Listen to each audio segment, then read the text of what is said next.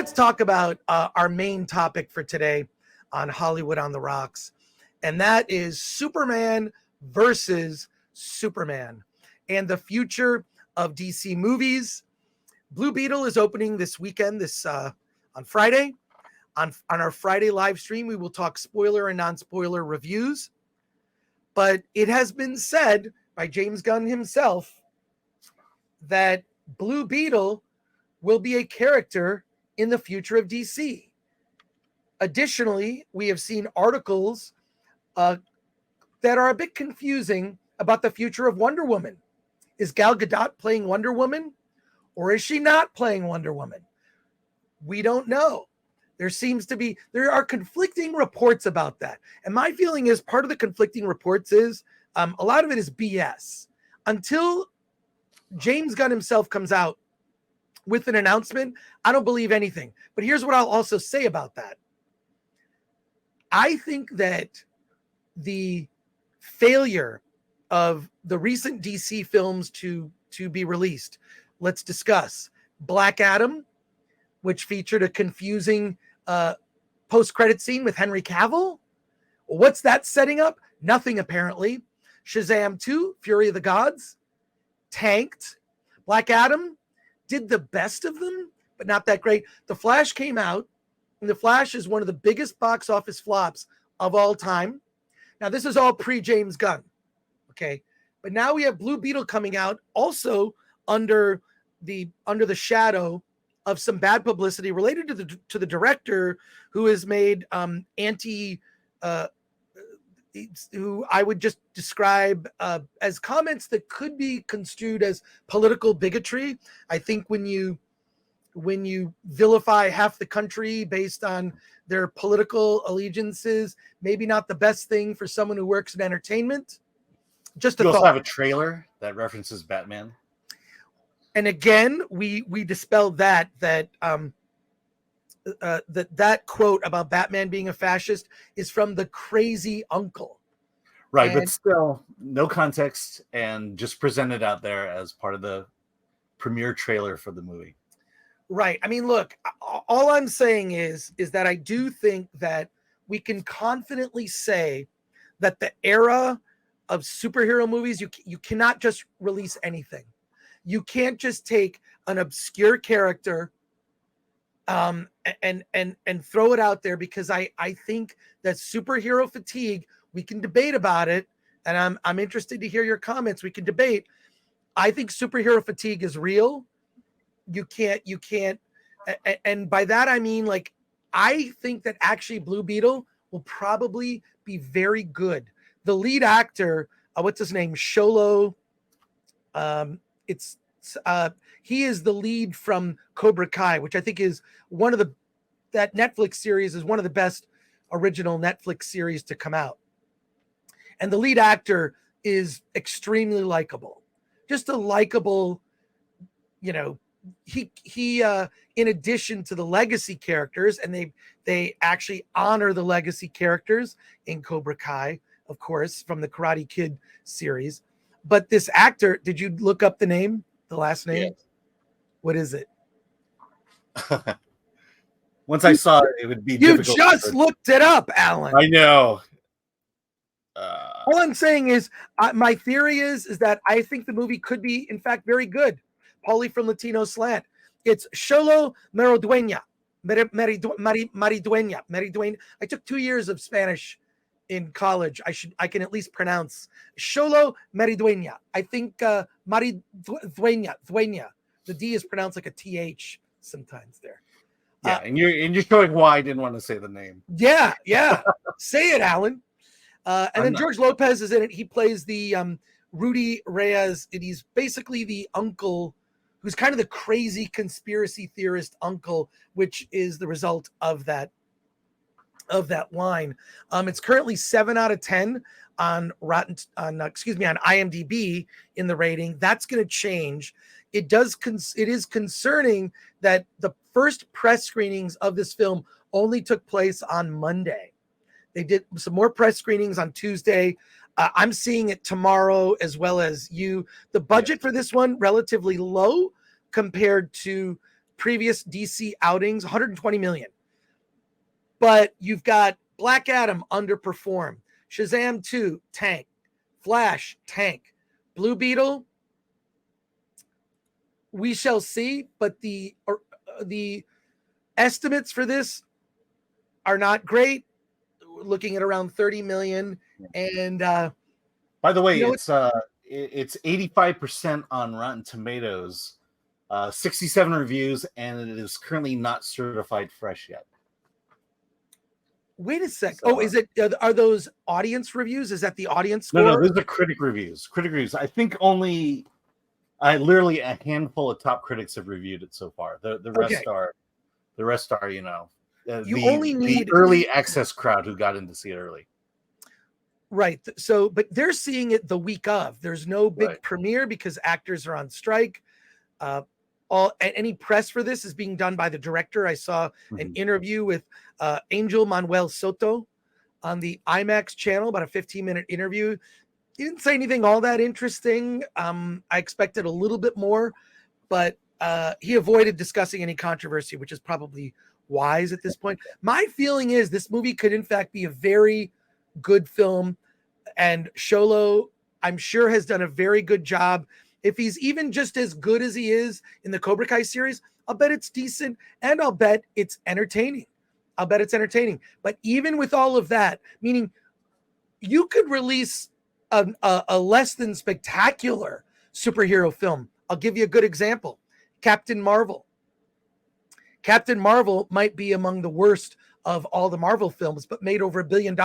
Why? It was in the glow of Infinity War.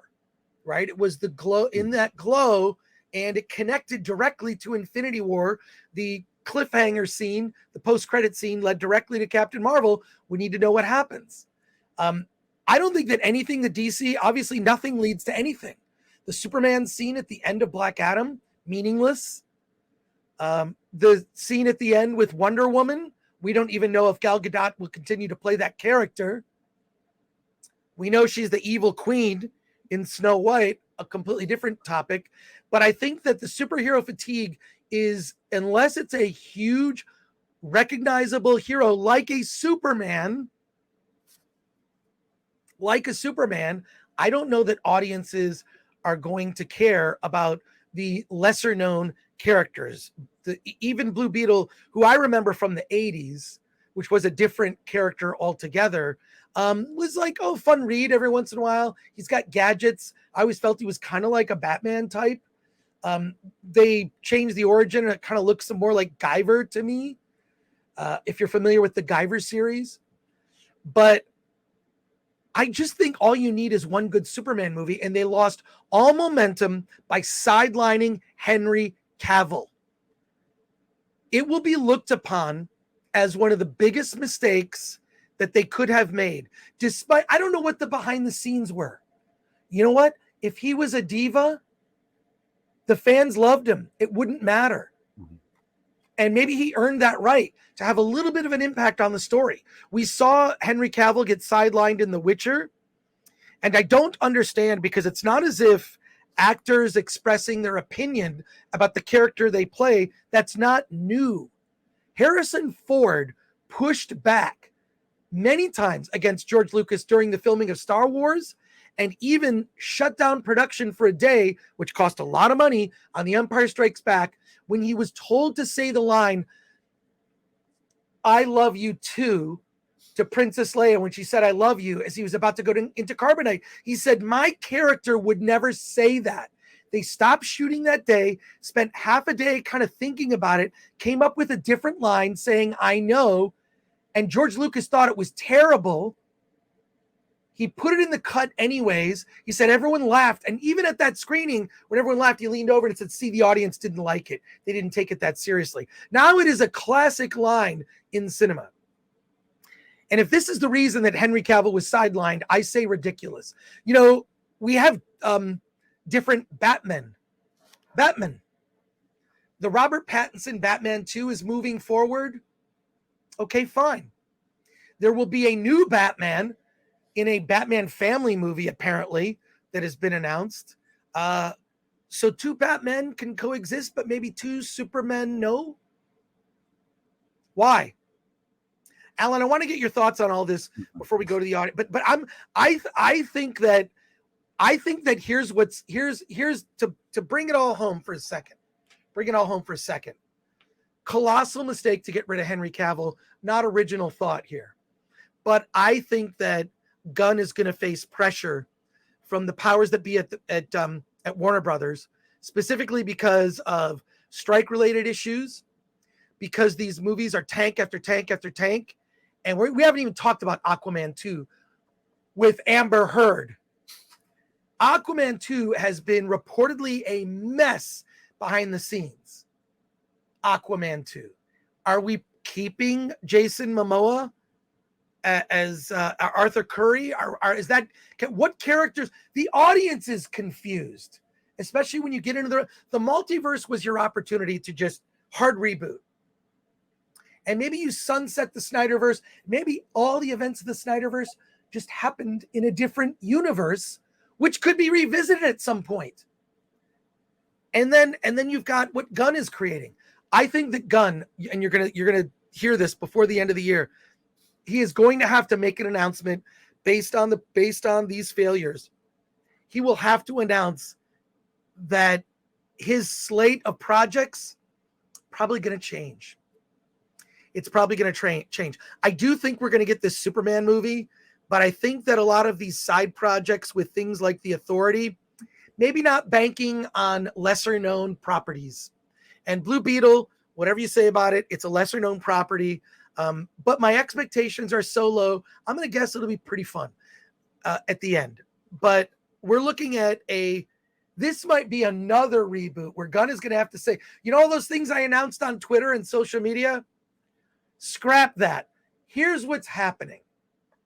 So there you go. Alan, what are your thoughts on all this before we go to everyone in the chat? Because I know people are very passionate about this. And you know what? The sidelining and the public humiliation of Henry Cavill cannot be understated.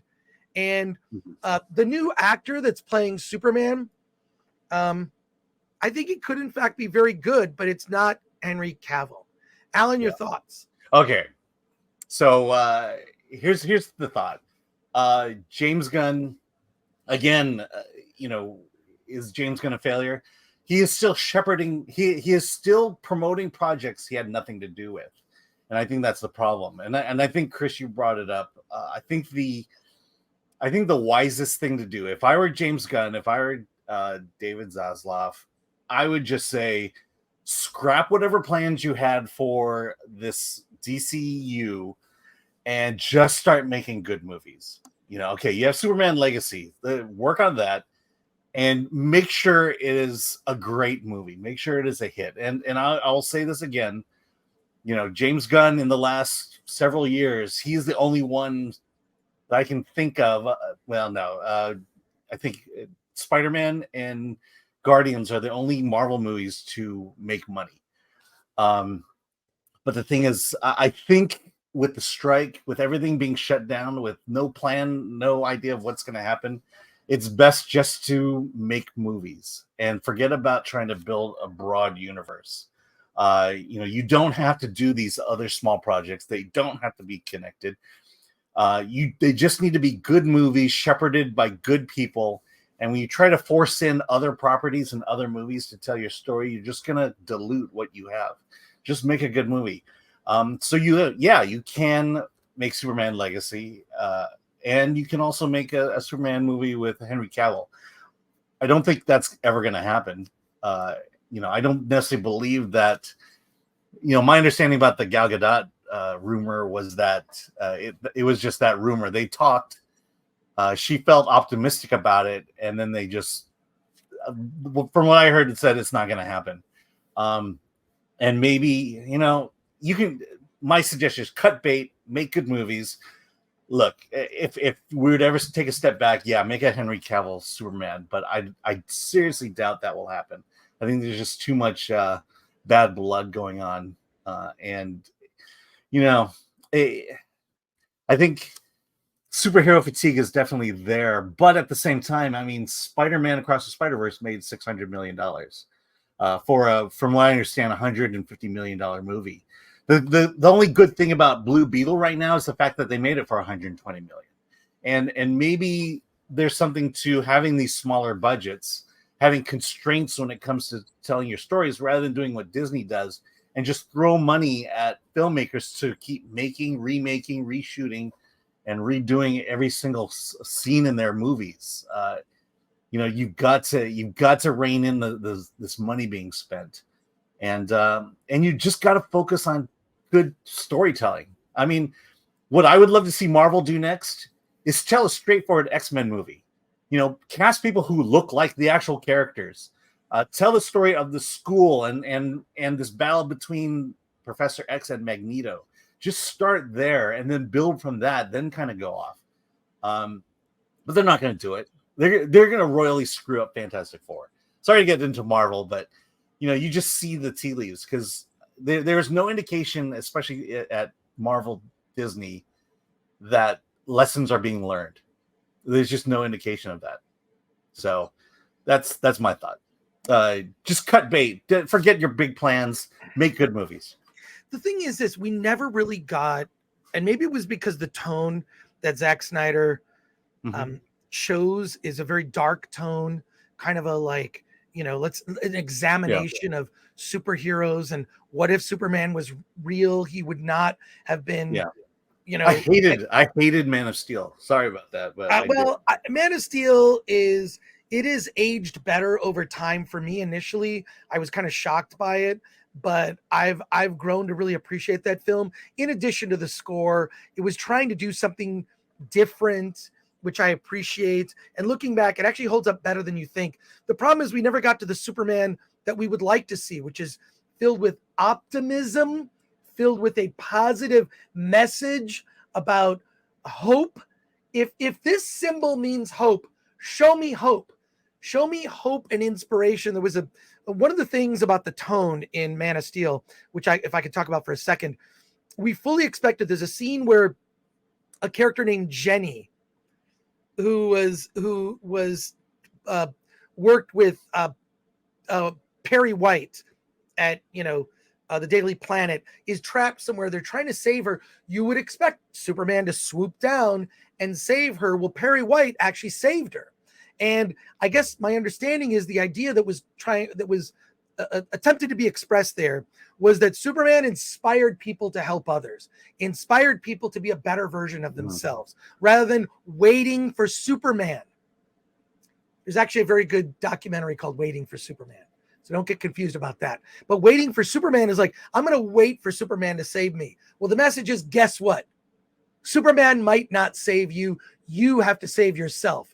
That's kind of a harsh message. Yeah. It's almost like a message of that. I hate to say this as a parent, that I try to impart upon my kids is, my goal as a parent, my job as a parent is to give you the tools so that you can survive without me, without my help in the world, without my advice, without my financial assistance.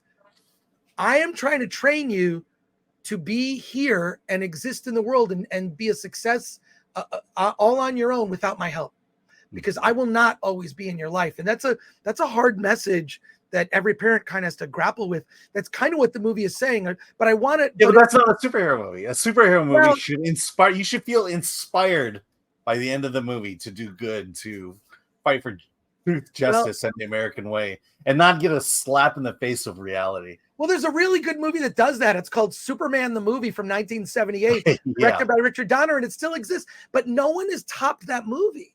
That feeling that you. The first Wonder Woman movie. I was at a Q&A with Patty Jenkins and Gal Gadot for that movie, and Patty Jenkins went up and just said, "I wanted to recreate a Richard Donner movie," and that's what she made with Wonder Woman. That's what she didn't like the tone of Zack Snyder. So she went with Richard Donner.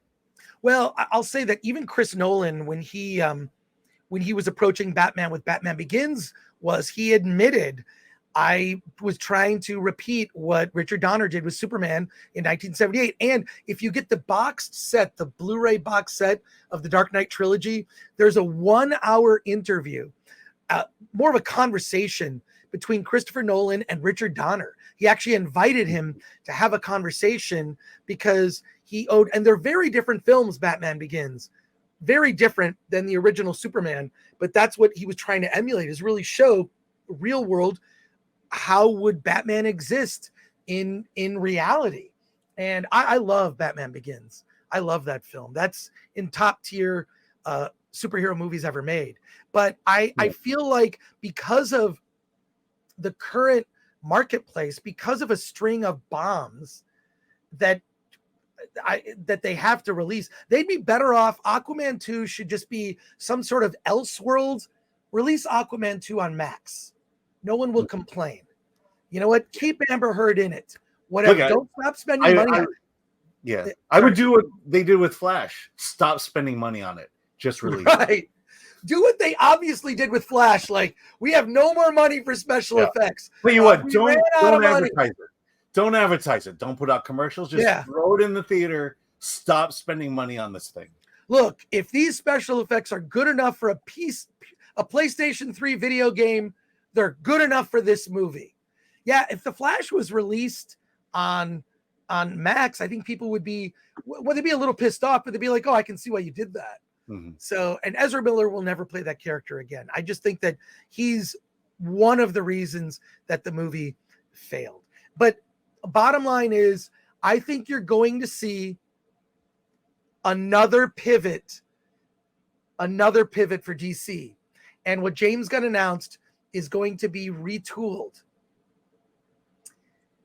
All you need is and Zack Snyder understood this. All you need is Batman, Superman, Wonder Woman. You can have all these side characters, but you need that trio, the Trinity. You need that trio rooted in your universe. You need them to be able to interact, and then everything feeds off those characters. That is the way it is in the comic books. Well, that's what they did with the Avengers.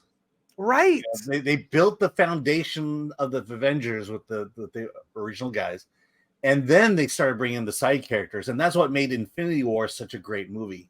Right. Yeah. So I think until, if James Gunn is focused on, we're going to do a Batman movie and a Superman movie and a Wonder Woman movie, then we're going to have a movie where they're all together called Justice League. That was Zack Snyder's plan. He was on the way to making it, and they cut him off at the knees before he could finish. And say what you want about the Snyder cut. I think you could cut a great 3-hour version of that film, 3-hour version of that movie. They needed a cyborg movie, by the way. They could have just pulled all that out and made a cyborg movie. Well, Cyborg is a better character in the Snyder cut. His character is actually filled out instead of rushed. Mm-hmm. That Joss Whedon Justice League is an abomination and should never have been done. It just shows you that so many of these executives have no clue what they're talking about. No clue. We disagree on that. They disagree on that one. Well, some of them. Snyder cut was just way too long, and it was just all backstory. It's 4 hours, and it's all backstory. Oh god! A 3-hour. Some ambitious look. If you're learning editing software, someone cut a 3-hour version of the Snyder cut. Call it whatever. Call it the Ng cut. You could call it. No, that movie wouldn't exist if I were in charge of it. Bottom line is, expect more changes in the DC cinematic universe. It's going to get another retool. I think change will be a good sign. Let's put it that way.